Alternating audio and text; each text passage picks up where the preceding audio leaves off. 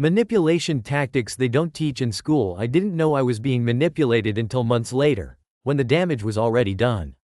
No raised voices, no obvious threats, nothing that looked like the kind of control we get warned about. It was all subtle. Smiles, carefully chosen words, tiny shifts in tone. It felt like I was making my own choices. I wasn't. And that's when I realized, the most effective manipulation tactics are the ones you can't even name while they're happening. School teaches you to memorize facts, follow rules, and pass tests.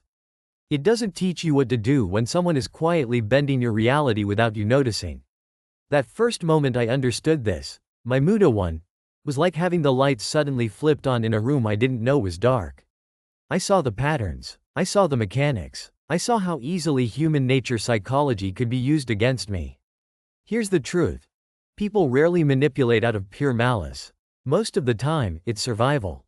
Insecure people manipulate to protect status. Ambitious people manipulate to gain advantage. Even people who care about you can manipulate if it keeps their version of the world intact. And the tactics? They're everywhere. One of the simplest is framing. Whoever frames the conversation controls the outcome. If they present a choice between only two options, you'll forget to ask if there's a third. If they describe a situation in a certain tone, urgent, dangerous, scarce, your brain responds emotionally before you've even checked the facts. It's game theory in real life. Control the premise, and you control the play. Then there's selective reward. Someone gives you a small win, praise, approval, access, but only when you act in ways that benefit them. You start to adjust, chasing that reward without realizing your behavior is being shaped. This is how unspoken social rules get wired in.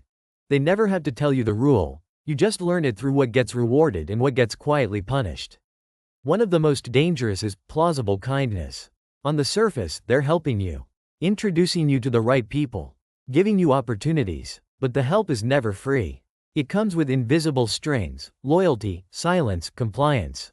This is where emotional intelligence gets weaponized. They make you feel seen, valued, supported, until you step outside the role they've cast you in. Then the warmth turns cold fast. If you want social survival skills, you have to learn how to read people beyond the mask. Watch the pattern, not the performance. Do they give the same kindness to everyone, or only to those they can use? Do they react differently when the room changes? The answers tell you more than their words ever will. Manipulation can also hide in what's withheld. Information, access, clarity, all kept just out of reach so you stay dependent. In office politics, this is a favorite move. The person who knows the process, the gossip, the decision-maker's mood holds power. And they'll forget to share it unless it serves them. That's how power dynamics stay in place, not through open domination, but through quiet control of flow. Another tactic is false consensus. Someone acts as if everyone thinks a certain way, so you feel pressure to agree even if you don't. This works especially well in groups, where the fear of being the lone dissenter can override your own instincts. It's psychological manipulation without a single direct order, just a carefully crafted illusion of the majority.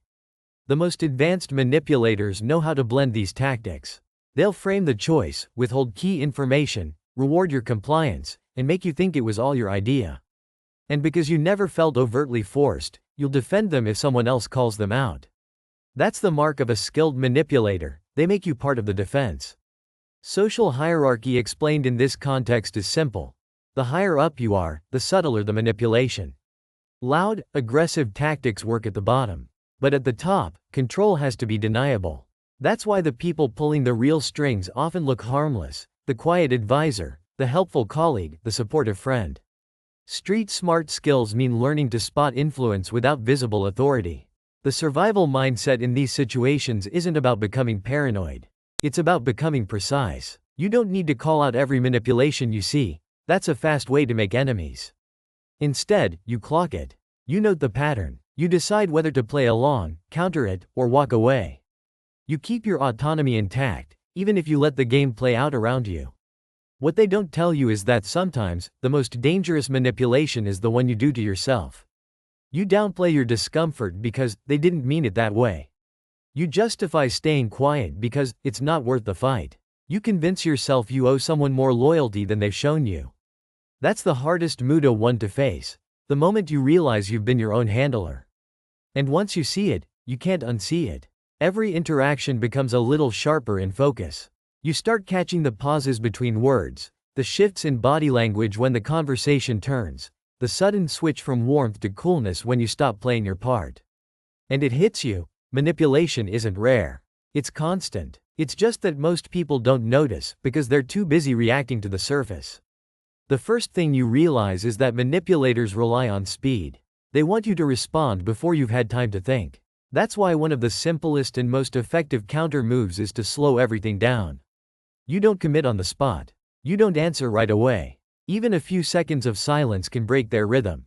They're expecting reflex. Give them calculation instead. Another thing you notice is that many manipulation tactics are designed to make you doubt your own read on a situation.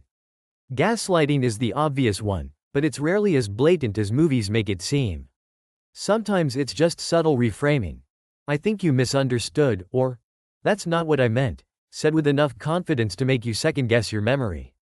Human nature psychology explains why this works. Most of us would rather believe we're mistaken than believe someone is deceiving us. One of the most unnerving tactics is strategic vulnerability. Someone shares something personal, a hardship, a fear, a failure, and it feels real.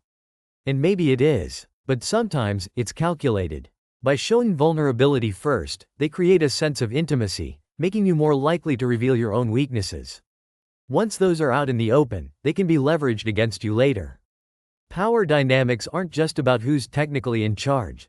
They're about who has the most leverage at any given moment. And leverage is built on information, perception, and timing. A skilled manipulator plays all three. They gather details about you, shape how others see you, and wait for the exact moment when using it will be most effective. You'll start to see, divide and contain strategies everywhere once you know what to look for. This is when someone subtly drives wedges between people who might otherwise compare notes. If you and I don't talk directly, we can't realize we've both been told slightly different versions of the truth. Office politics tips rarely cover this because it's messy, but in reality, it's one of the most common ways psychological manipulation keeps groups from uniting. The hardest part is accepting that you can't always expose manipulation without a cost. People don't like having their illusions shattered, especially if they benefit from them. Call out a manipulator too directly, and you might find the room turning on you instead. That's why street smart skills matter. Knowing when to play along for now, when to set a quiet boundary, and when to walk out entirely. The survival mindset here isn't about defeating manipulators, it's about not being controlled by them. That might mean keeping certain information to yourself. It might mean building multiple alliances so no one person can isolate you. It might mean letting someone think they've influenced you, while you've already made a different decision in your head. Game theory in real life teaches that you don't have to win every exchange. You just have to avoid losing the ones that matter. Sometimes the smartest move is retreat, not because you're weak, but because you're conserving resources for when the stakes are higher. And here's the quiet truth. The more you see manipulation for what it is, the less angry you get about it. You stop taking it personally. You recognize it as a survival strategy, sometimes ruthless, sometimes desperate. That doesn't mean you excuse it. It means you stop being shocked by it, and that takes away most of its power. The final shift is this. Once you can spot manipulation in others, you start catching the small ways you've used it too. Maybe to get out of trouble. Maybe to protect yourself. Maybe to get something you thought you couldn't ask for directly. That's the uncomfortable part of human nature psychology. The line between self-protection and manipulation is thin. And when you see that, you have to decide which side of that line you want to live on. Because the same awareness that keeps you from being someone else's pawn could make you very, very good at the game yourself.